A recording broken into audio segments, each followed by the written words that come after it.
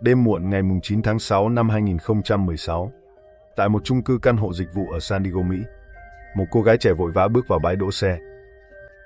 Cô ấy ăn mặc xinh đẹp, sở hữu nhan sắc không kém gì các nữ diễn viên điện ảnh. Nhưng lúc này gương mặt cô tràn ngập sự kinh hoàng, dường như đang lẩn tránh ai đó hoặc điều gì đó rất đáng sợ. Chạy đến sau một bức tường khi cảm thấy đỡ hơn một chút. Bùn rùn chân tay, cô không chủ động ngồi sụp xuống. Sau khi lấy lại bình tĩnh một lúc, cô ấy mới lấy lại sức lực để đứng dậy.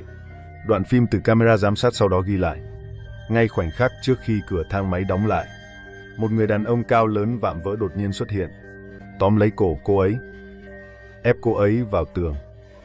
Đây là hình bóng cuối cùng mà người phụ nữ này để lại cho thế gian. Sáng sớm ngày hôm sau, một cư dân trong tòa nhà khi ra ngoài đi dạo đã nhìn thấy trên hành lang có một vết máu rõ rệt, kéo dài đến tận cửa một căn hộ. Vì cửa phòng đang khép hờ, người hàng xóm này đã đẩy cửa bước vào kiểm tra. Nhưng chỉ chốc lát sau, anh ta hoảng loạn chạy ra ngoài, gọi điện cho 911 báo cảnh sát. Vì người phụ nữ xinh đẹp đó lúc này đã không còn hơi thở trên giường phòng ngủ. Rất nhanh sau đó pháp y xác định, nguyên nhân khiến cô ấy qua đời là do chịu sự hành hung dữ dội, sau đó bị kẻ khác siết cổ dẫn đến ngạt thở.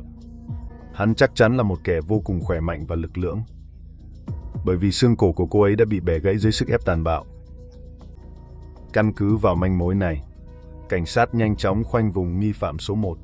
Nhưng điều mà khi đó không ai ngờ tới, dưới sự cản trở của một thế lực ẩn số, dù cho Cục Cảnh sát Tư pháp Mỹ và Cục Điều tra Liên bang, hai cơ quan lớn phối hợp truy bắt, vẫn để kẻ thù ác này nhiều lần trốn thoát khỏi vòng vây. Cuối cùng người bắt quái vật cơ bắp tàn ác này quy án lại chính là người mẹ già của nạn nhân xấu số. Tóm gọn con quái vật cơ bắp tàn ác này quy án, đây chính là vụ án Crystal Mitchell. Crystal là một người phụ nữ sinh ra và lớn lên tại Vancouver, Canada, nổi bật với vẻ ngoài xinh đẹp từ nhỏ. Khi trưởng thành, cô ấy tự nhiên cũng thu hút không ít người theo đuổi. Rất tiếc, dung mạo xinh đẹp lại không mang đến cho Crystal một hôn nhân hạnh phúc. Năm 2012, ở tuổi 26, cô ấy chính thức ly hôn với chồng cũ. Sau khi trải qua một vụ kiện ly hôn gay gắt, Crystal đã giành được quyền nuôi 2 con. Chịu tổn thương không nhỏ về tình cảm, Crystal từ lúc này quyết định đặt trọng tâm cuộc sống vào sự nghiệp, muốn mang lại điều kiện sống tốt nhất cho 2 con, và hơn hết là làm một tấm gương tốt cho các con. Vì vậy cô ấy đưa các con rời khỏi quê nhà, đến thành phố Phoenix, bang Arizona, trở thành một quản lý bất động sản phụ trách các căn hộ cho thuê. Nhờ vào lợi thế ngoại hình, tính cách nhiệt tình, thân thiện, cùng với trí thông minh, Crystal nhanh chóng đứng vững trong ngành. Đến năm 2016, cô ấy chỉ còn cách việc lấy giấy phép kinh doanh, mở công ty môi giới cho riêng mình. Đúng một bước chân, lúc này một người theo đuổi nhiệt thành xuất hiện. Hắn tên là Raymond McLeod. Raymond là một nhân viên bán bảo hiểm, đồng thời cũng là cựu chiến binh thủy quân lục chiến. Sở thích lúc rảnh rỗi của hắn là thể hình, cơ thể vạm vỡ cuồn cuộn, với những đường cơ rõ nét giúp hắn thường xuyên đạt thứ hạng rất cao trong các cuộc thi. Hắn thuê một căn hộ do Crystal quản lý. Trong một lần kiểm tra phòng, hai người đã quen biết nhau. Raymond sau đó đối với Crystal xinh đẹp đã tung ra những màn theo đuổi dồn dập. Đối với một người đàn ông cơ bắp xăm trổ đầy mình như vậy, mẹ và bạn bè của Crystal đều cảm thấy không phải là lựa chọn tốt. Nhưng chớ trêu thay, bản thân Crystal lại rất thích mẫu người này. Lý do của cô ấy là bạn trai khỏe mạnh mới có đủ khả năng bảo vệ mình. Hóa ra trong khoảng thời gian đó, ngoài Raymond ra, còn có một người đàn ông khác đang theo đuổi Crystal. Sau khi bị từ chối, kẻ này bắt đầu biến thái, tiến hành giám sát và bám đuôi Crystal. Điều này gây ra sự hoảng sợ cho Crystal, cho nên cô ấy mới thấy cần tìm một người bảo vệ bên cạnh. Tất nhiên lúc này Crystal đã 30 tuổi, cũng không còn là thiếu nữ ngây thơ hoàn toàn không biết tự bảo vệ mình. Cô ấy nói với bạn bè rằng, đối với Raymond, cô ấy cũng đã bỏ công sức điều tra lai lịch của hắn. Xác định đối phương không có vấn đề gì, cô ấy mới đồng ý hẹn hò. 2 tháng sau, thời điểm bước sang tháng 6 năm 2016, Raymond đề xuất muốn đưa Crystal đi kỳ nghỉ ở San Diego. Lúc đó vừa hay hai đứa trẻ bắt đầu nghỉ hè. Theo thông lệ hàng năm, các con đều phải trở về sống cùng ông bà một thời gian để bồi đắp tình cảm. Vì vậy sau khi gửi các con về quê nhà Vancouver, Crystal đã vui vẻ nhận lời mời của Raymond đến San Diego để nghỉ dưỡng. Vì bạn trai mới của con gái trông có vẻ luôn có điều gì đó không ổn. Cha mẹ của Crystal, đặc biệt là mẹ cô bà Josephine, luôn cảm thấy không yên tâm. Sau khi biết tin con gái sẽ đi nghỉ cùng đối phương, bà đã liên tục dặn dò con gái qua điện thoại, mỗi khi kết thúc một ngày, nhất định phải gọi một cuộc điện thoại về. Nhưng ngay trong ngày đầu tiên của kỳ nghỉ, cuộc gọi báo bình an của con gái mãi vẫn không gọi về. Điềm báo chẳng lành khiến bà Josephine ở cách xa ngàn dặm, trằn trọc suốt một đêm không sao chợp mắt. Cuối cùng vào sáng ngày hôm sau, điện thoại trong nhà đã reo lên, nhưng số hiển thị bên trên lại không phải là số di động của con gái, mà là một số máy bàn bắt đầu bằng mã vùng San Diego. Lúc này cảm xúc sợ hãi đã hoàn toàn bao trùm lấy bà Josephine. Bà run rẩy dùng hai tay bắt máy. Khi nghe thấy câu đầu tiên của đối phương, cho biết mình là cảnh sát San Diego, bà Josephine thốt lên một tiếng hét như thể chính mình bị dao nhọn đâm trúng, rồi cúp máy. Sau đó, người chồng nghe thấy tiếng động đã chạy lại và gọi ngược lại số đó, xác nhận sự thật đau thương rằng con gái đã bị đoạt mạng tại căn hộ khách sạn. Khi đó bà Josephine đã khóc đẫm nước mắt.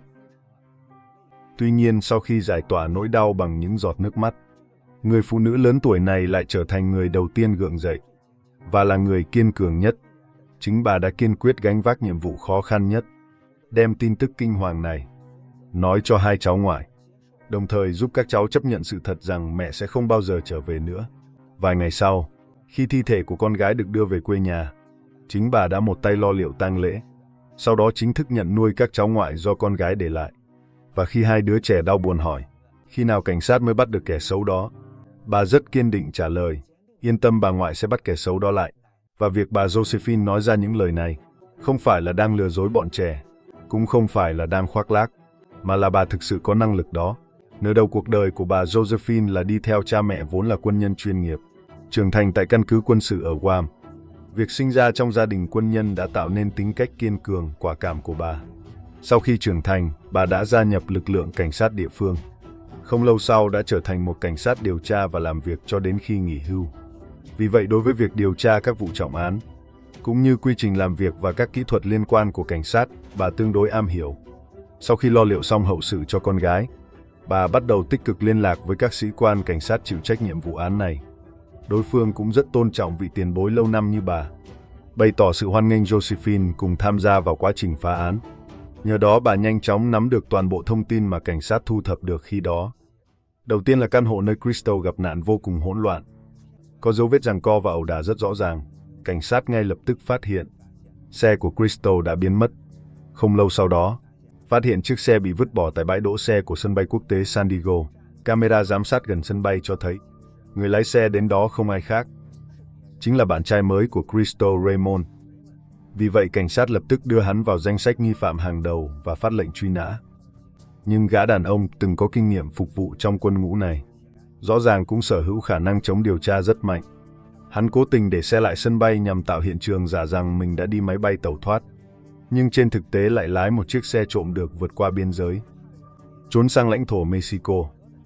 Dùng nơi này làm bàn đạp, hắn có thể thuận lợi di chuyển đến các quốc gia kém phát triển ở Nam Mỹ, thậm chí là những nơi có tình hình chính trị rất hỗn loạn.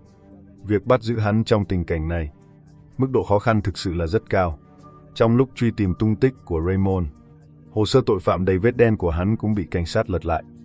Hóa ra trước khi quen biết Crystal, Raymond từng trải qua 3 đời vợ. Không biết là do khiếm khuyết trong tính cách bẩm sinh, hay do các loại thuốc điều hòa hormone dùng khi tập thể hình, dẫn đến việc Raymond thường xuyên không khống chế được tính khí của mình, nên cả 3 cuộc hôn nhân này đều tan vỡ vì bạo lực gia đình nghiêm trọng. Đặc biệt là khi chia tay người vợ thứ 3. Trong lúc cuồng hận, Raymond đã trực tiếp vươn tay siết chặt cổ đối phương. May mắn là khi đó sự việc xảy ra ở nơi công cộng, nhiều người đã lao vào hợp lực mới kéo hắn ra được. Raymond cũng vì thế mà bị phía công tố khởi tố, và vụ việc này xảy ra chỉ 3 tháng trước khi hắn quen biết Crystal.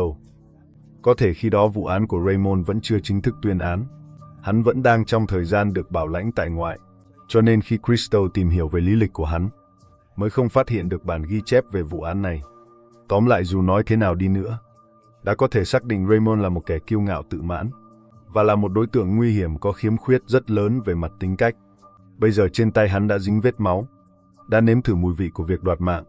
Nếu để mặc hắn tiếp tục lảng vảng, chắc chắn sẽ gây ra nhiều hậu quả nghiêm trọng hơn. Sẽ có thêm nhiều phụ nữ bị hắn hãm hại, thậm chí là bị đoạt mạng. Tuy nhiên, ngay cả khi biết được điều này, việc vượt biên đến một quốc gia Nam Mỹ để tìm kiếm và bắt giữ một người cũng là một việc vô cùng khó khăn. Rất nhanh, vài tuần, vài tháng, Thậm chí là một năm đã cứ thế trôi qua. Cảnh sát vẫn chưa có bất kỳ tiến triển nào. Điều này khiến Josephine vô cùng sốt ruột. Để có thể sớm ngày đòi lại công lý cho người con gái quá cố, bà quyết định tự mình mở cuộc truy bắt Raymond. Bà biết rằng đối với một người đã qua thời kỳ đỉnh cao thể lực như mình, việc đích thân xông pha lên tuyến đầu để truy bắt kẻ thủ ác ở hiện trường là điều rất không thực tế. Thế là bà đặt trọng tâm điều tra của mình vào mạng xã hội. Bà bắt đầu đăng tải hình ảnh truy nã Raymond trên tài khoản mạng xã hội của mình, cùng với thân phận là mẹ của nạn nhân. Lệnh truy nã này ngay lập tức nhận được sự chú ý của nhiều người hơn. Rất nhiều cư dân mạng sau khi xem được tin tức này cũng lần lượt nhiệt tình tham gia vào, giúp Josephine tìm kiếm những manh mối hữu ích, và mỗi ngày đều gửi cho bà những thông tin có khả năng liên quan. Rất nhanh chóng trong vô số manh mối đó, một người đàn ông cư trú tại Guatemala có trang blog đã thu hút sự chú ý của Josephine. Người này dường như coi blog như một cuốn nhật ký của bản thân, và bắt đầu từ vài tháng trước. Trên blog của anh ta thường xuyên phàn nàn về một người đàn ông bí ẩn mới xuất hiện cách đây không lâu.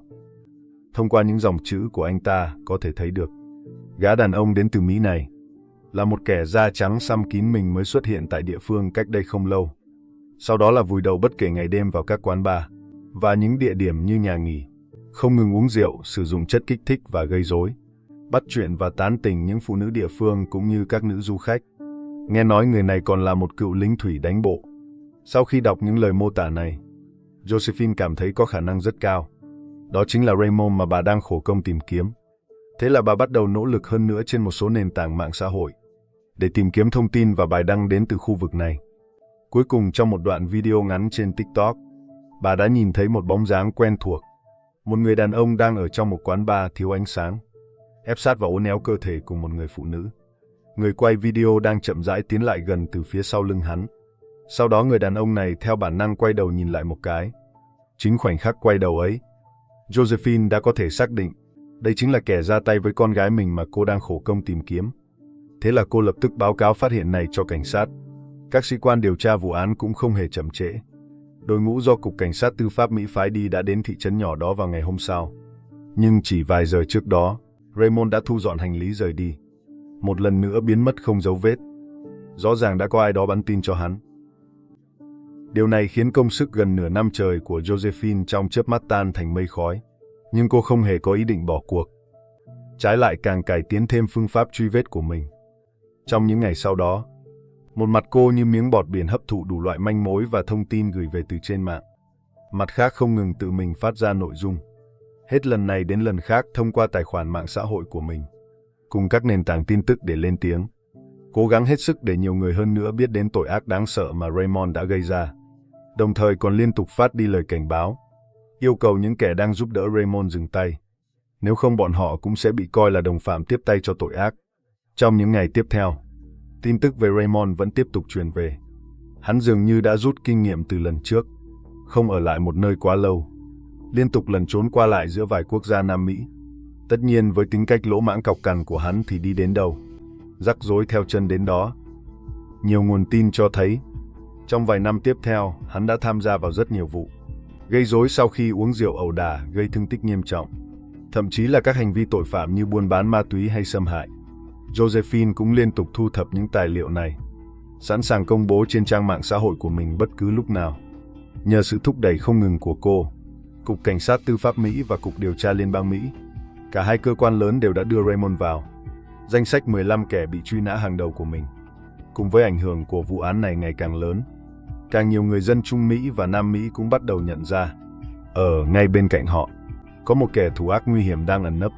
Cuối cùng vào tháng 8 năm 2022, một phụ nữ ở El Salvador đã chú ý đến một người đàn ông da trắng trông có vẻ bất thường. Sau khi so sánh kỹ lưỡng, cô nhận thấy hắn rất giống người đàn ông đang bị truy nã trên mạng. Thế là cô đã đăng phát hiện này lên mạng xã hội của mình. Thông tin này ngay lập tức đã kích hoạt sự chú ý từ mạng lưới tình báo của riêng Josephine. Sau khi tập trung ánh mắt vào thị trấn nhỏ giá rẻ nằm trong lãnh thổ El Salvador này, Josephine nhìn thấy một bức ảnh khiến đồng tử cô ấy phải giãn ra. Đó là một ngôi trường tại địa phương. Khung cảnh một giáo viên nước ngoài da trắng đang dạy tiếng Anh cho trẻ em trước bảng trắng. Gương mặt của anh ta cực kỳ giống Raymond, nhưng không biết có phải vì những năm tháng lẩn trốn đã khiến anh ta trông rất gầy gò và phong trần. Vóc dáng cũng gầy hơn so với trước đây. Điều quan trọng hơn là Anh ta mặc một chiếc áo sơ mi tay dài, che đi những hình xăm đặc trưng trên cơ thể. Tuy nhiên, trong những bức ảnh tìm được tiếp theo, nhiều chi tiết trên gương mặt người đàn ông này đã hiện rõ ra. Lúc này Josephine đã có thể khẳng định chắc chắn 100%. Hắn chính là kẻ thù ác đã đoạt mạng con gái mình mà cô tìm kiếm bấy lâu nay. Cô ấy biết cuộc điều tra của mình có thể sẽ sớm làm đối phương cảnh giác. Vì vậy cô ấy không dám chậm trễ một phút nào, liền thông báo cho cảnh sát.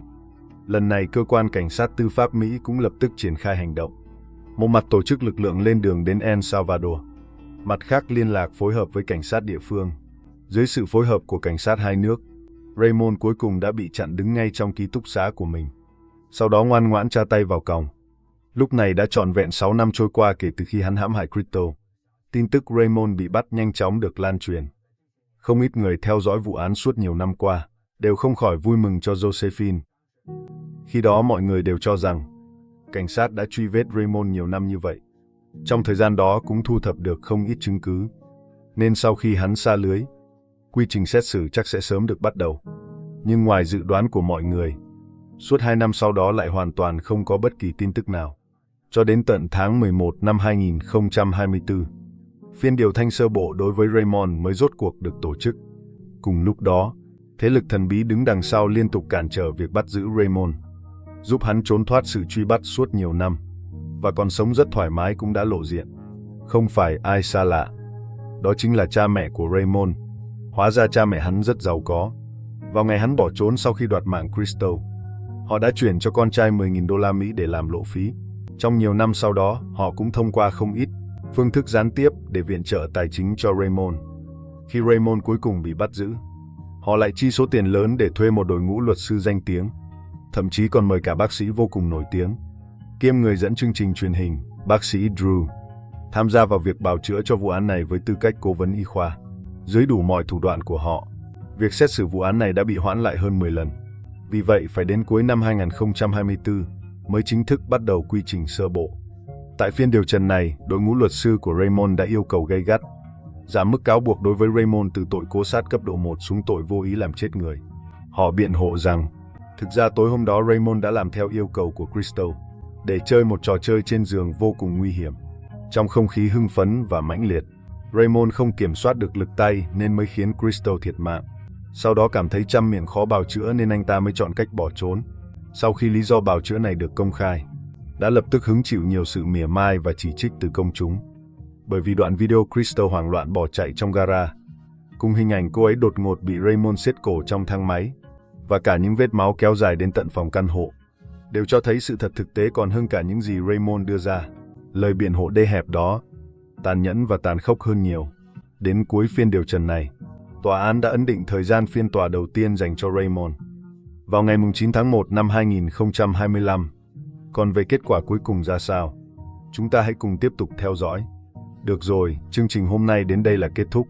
Một lần nữa vô cùng cảm ơn sự ủng hộ và động viên của mọi người. Hẹn gặp lại các bạn trong video kỳ sau.